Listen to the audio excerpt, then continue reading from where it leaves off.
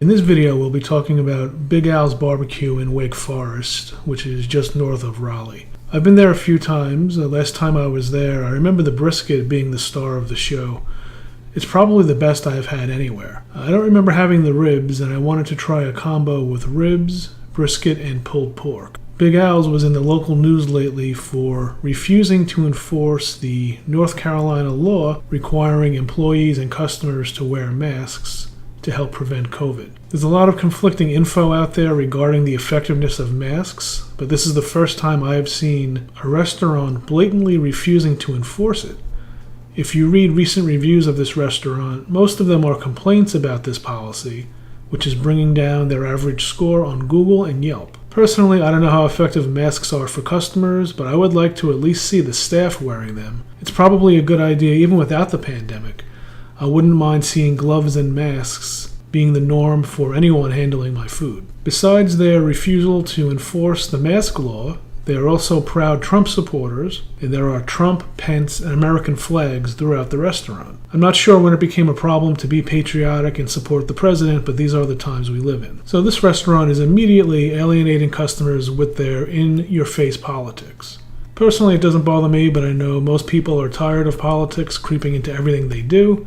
Sometimes you just want to go out and eat and forget the world for an hour and not have political reminders hanging over your head. Again, I don't mind. I'm just there for the food, but I thought it was a worthwhile note for this review, just in case anybody out there would be bothered by it. Their electronic menu scrolls by very quickly, and it's hard to get a reading on what's available. They did not have a 3-meat platter available, so I had to order a brisket and pulled pork combo, and then add ribs a la carte. This came with 2 sides and hush puppies, and it was a little more expensive than City BBQ or Prime.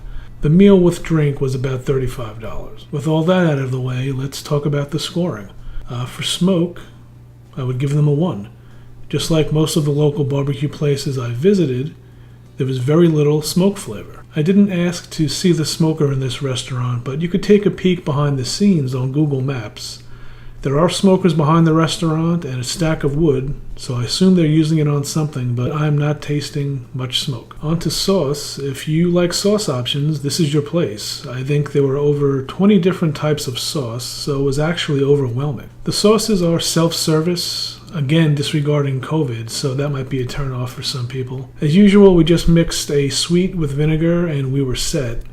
Since this category is about sauce variety, I would give them a 5. For sides, we had green beans, baked beans, and hush puppies. They're all very good, and I would give them a 4. Overall taste, I would give them a 3. The brisket was once again the star of the show, but I wish it had a little more fatty crust. When you order brisket, they ask you if you want it lean or fatty. I did say fatty, but it is brisket, and I wish it had a little more. The pulled pork was nothing special. The ribs were okay, but like most places, the sauce was not caramelized on the ribs.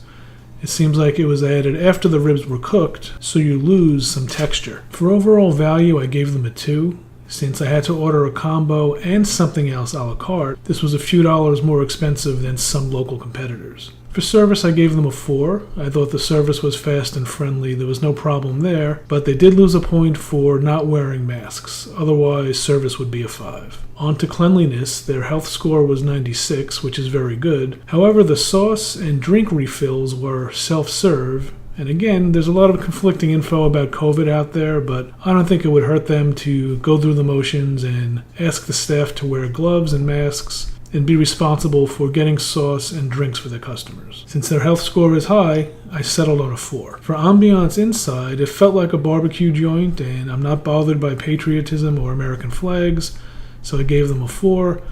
Again, I know a lot of people don't like that these days. For setting outside, I gave them a 3. It's in a strip mall setting, and there's a couple of outdoor tables, so I gave them a total score of 30. I thought it was good but not great, perhaps average for the area. I would like to see a 3-meat combo though. So just curious, how do you feel about their no mask policy and blatant politics while you eat? Does it bother you? Please comment below. Thanks for watching my videos. Please don't forget to like, comment, subscribe, and share.